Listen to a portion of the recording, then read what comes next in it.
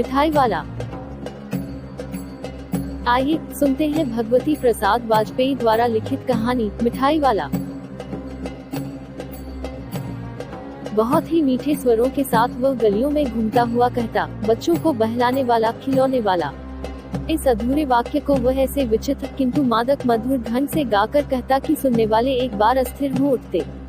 उसके स्नेहाभिषेक कंठ से फूटा हुआ गान सुनकर निकट के मकानों में हलचल मच जाती।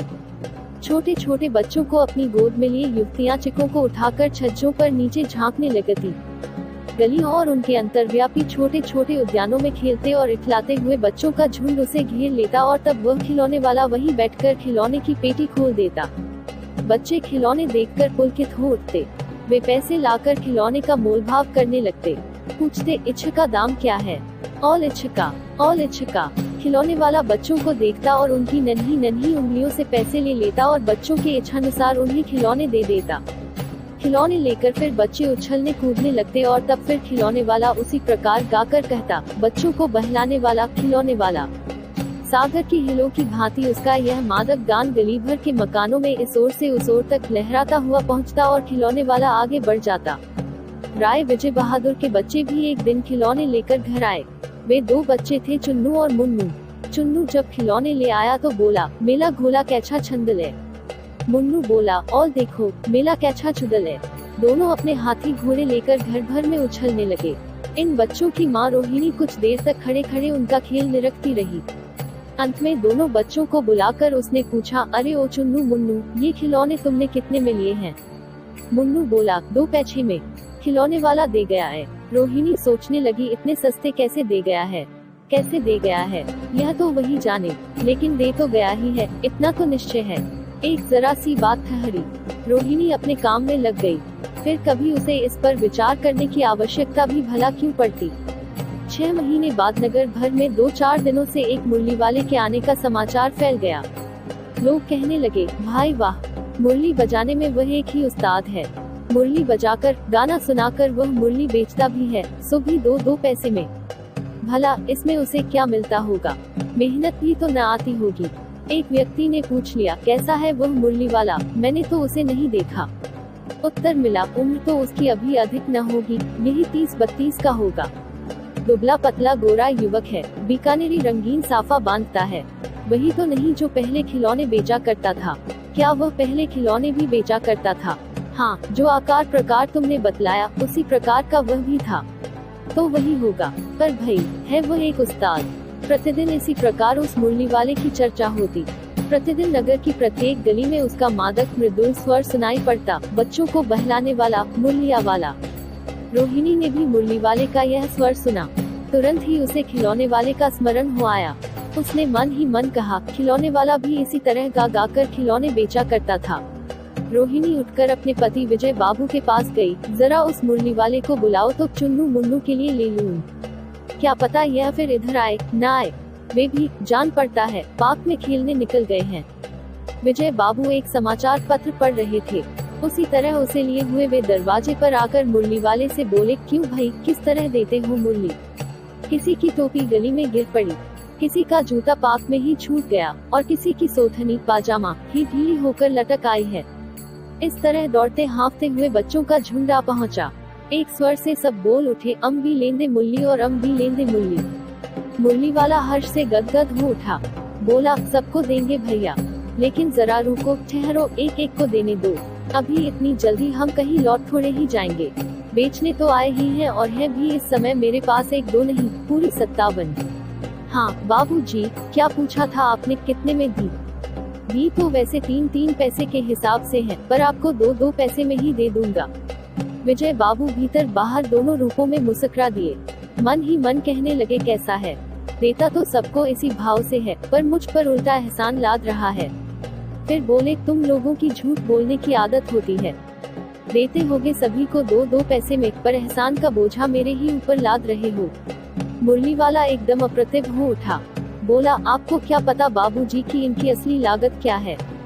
यह तो ग्राहकों का दस्तूर होता है कि दुकानदार चाहे हानि उठाकर चीज क्यों न बेचे, पर ग्राहक यही समझते हैं दुकानदार मुझे लूट रहा है। आप भला काहे को विश्वास करेंगे? लेकिन सच पूछिए तो बाबूजी, असली दाम 2 ही पैसा है। आप कहीं से 2 पैसे में ये मुरली नहीं पा सकते। मैंने तो पूरी 1000 बनवाई थी, तब मुझे इस भाव पड़ी है। विजय बाबू बोले, अच्छा, मुझे ज्यादा वक्त नहीं, जल्दी से 2 ठो निकाल दो। 2 मुरलियां लेकर विजय बाबू फिर मकान के भीतर पहुंच गए। मुरली वाला देर तक उन बच्चों के झुंड में मुरलियां बेचता रहा। उसके पास कई रंग की मुरलियां थी। बच्चे जो रंग पसंद करते, मुरली वाला उसी रंग की मुरली निकाल देता। यह बड़ी अच्छी मुरली है, तुम यही ले लो बाबू। राजा बाबू, तुम्हारे लायक तो बस यह है। हाँ भैया, तुमको वही देंगे। ये लो, तुमको वैसी न चाहिए, यह नारंगी रंग की। अच्छा, वही लो। ले आए पैसे। अच्छा, ये लो तुम्हारे लिए, मैंने पहले ही से यह निकाल रखी थी। तुमको पैसे नहीं मिले, तुमने अम्मा से ठीक तरह मांगे न होंगे। धोती पकड़कर पैरों में लिपटकर अम्मा से पैसे मांगे जाते हैं बाबू। हाँ, फिर जाओ, अब की बार मिल जाएंगे। धोनी है तो क्या हुआ, ये लो पैसे वापस लो। ठीक हो गया न हिसाब, मिल गए पैसे। देखो, मैंने तरकीब बताई। अच्छा, अब तो किसी को नहीं लेना है, सब ले चुके। तुम्हारी माँ के पास पैसे नहीं हैं। अच्छा, तुम भी यह लो। अच्छा, तो अब मैं चलता हूँ। इस तरह मुरली वाला फिर आगे बढ़ गया। आज अपने मकान में बैठी हुई रोहिणी मुरली वाले की सारी बातें सुनती रही। आज भी उसने अनुभव किया, बच्चों के साथ इतने प्यार से बातें करने वाला फेरी वाला पहले भी नहीं आया। फिर वो सौदा भी कैसा सस्ता बेचता है, भला आदमी जान पड़ता है। समय की बात है, जो बेचारा इस तरह मारा मारा फिरता है। पेट जो न कराए सो थोड़ा। इसी समय मुरली वाले का क्षीण स्वर दूसरी निकट की गली से सुनाई पड़ा, बच्चों को बहलाने वाला, मुरलिया वाला। रोहिणी इसे सुनकर मन ही मन कहने लगी, और स्वर कैसा मीठा है इसका। बहुत दिनों तक रोहिणी को मुरली वाले का वह मीठा स्वर और उसकी बच्चों के प्रति वे स्नेह से बातें याद आती रही। महीने के महीने आए और चले गए, फिर मुरली वाला न आया। धीरे धीरे उसकी स्मृति भी क्षीण हो गई। 8 मास बाद सर्दी के दिन थे। रोहिणी स्नान करके मकान की छत पर चढ़कर आज अनुलंबित केश राशि सुखा रही थी। इस समय नीचे की गली में सुनाई पड़ा, बच्चों को बहलाने वाला, मिठाई वाला। मिठाई वाले का स्वर उसके लिए परिचित था। झट से रोहिणी नीचे उतर आई। उस समय उसके पति मकान में नहीं थे। हाँ, उनकी वृद्धा दादी थी। रोहिणी उनके निकट आकर बोली, दादी, चुन्नू मुन्नू के लिए मिठाई लेनी है, जरा कमरे में चलकर ठहराओ। मैं उधर कैसे जाऊं, कोई आता न हो। जरा हटकर मैं भी चिक की ओट में बैठी रहूंगी।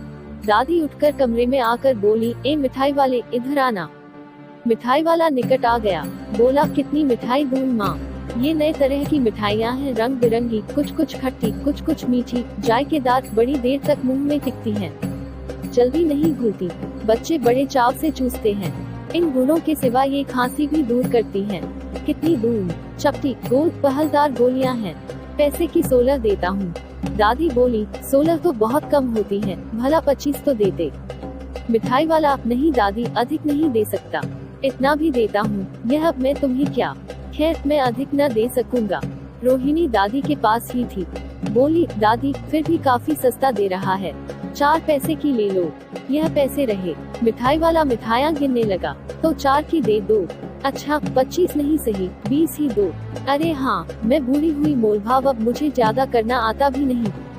कहते हुए दादी के पोपले मुंह से जरा सी मुस्कुराहट फूट निकली। रोहिणी ने दादी से कहा, दादी, इससे पूछो, तुम इस शहर में और कभी भी आए थे या पहली बार आए हो? यहाँ के निवासी तो तुम हो नहीं। दादी ने इस कथन को दोहराने की चेष्टा की ही थी कि मिठाई वाले ने उत्तर दिया, पहली बार नहीं और भी कई बार आ चुका हूँ।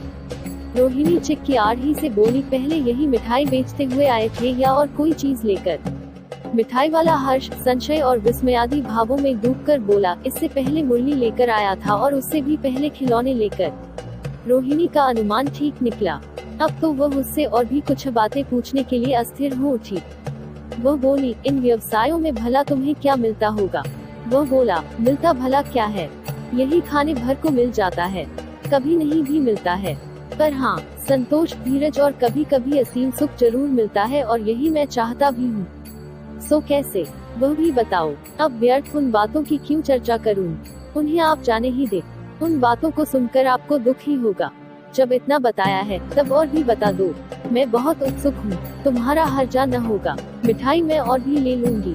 अतिशय गंभीरता के साथ मिठाई वाले ने कहा, मैं भी अपने नगर का एक प्रतिष्ठित आदमी था। मकान, व्यवसाय, गाड़ी घोड़े, नौकर चाकर सभी कुछ था। स्त्री थी, छोटे छोटे 2 बच्चे भी थे। मेरा वह सोने का संसार था। बाहर संपत्ति का वैभव था, भीतर सांसारिक सुख था। स्त्री सुंदरी थी, मेरी प्राण थी। बच्चे ऐसे सुंदर थे जैसे सोने के सजीव खिलौने। उनकी अटखेलियों के मारे घर में कोलाहल मचा रहता था। समय की गति, विधाता की लीला, अब कोई नहीं है। दादी, प्राण निकाले नहीं निकले, इसलिए अपने उन बच्चों की खोज में निकला हूँ। वे सब अंत में होंगे तो यही कहीं, आखिर कहीं न जन्मे ही होंगे। उस तरह रहता, घुल घुल कर मरता। इस तरह सुख संतोष के साथ मरूंगा। इस तरह के जीवन में कभी कभी अपने उन बच्चों की एक झलक सी मिल जाती है। ऐसा जान पड़ता है जैसे वे इन्हीं में उछल उछल कर हंस खेल रहे हैं। पैसों की कमी थोड़े ही है, आपकी दया से पैसे तो काफी हैं। जो नहीं है, इस तरह उसी को पा जाता हूँ। रोहिणी ने अब मिठाई वाले की ओर देखा, उसकी आंखें आंसुओं से तर हैं। इसी समय चुन्नू मुन्नू आ गए। रोहिणी से लिपटकर उसका आंचल पकड़कर बोले, अम्मा, मिठाई मुझसे लो। यह कहकर तत्काल कागज की 2 पुड़ियां मिठाइयों से भरी मिठाई वाले ने चुन्नू मुन्नू को दे दी। रोहिणी ने भीतर से पैसे फेंक दिए। मिठाई वाले ने पेटी उठाई और कहा, अब इस बार ये पैसे न लूंगा। दादी बोली, अरे अरे, न अपने पैसे लिए जा भाई। तब तक आगे फिर सुनाई पड़ा उसी प्रकार मादक मृदुल स्वर में, बच्चों को बहलाने वाला मिठाई वाला।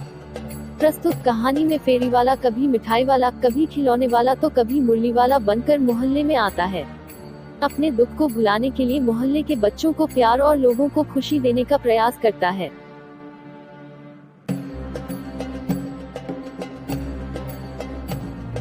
यह कहानी आपको कैसे लगी हमें जरूर बताएं।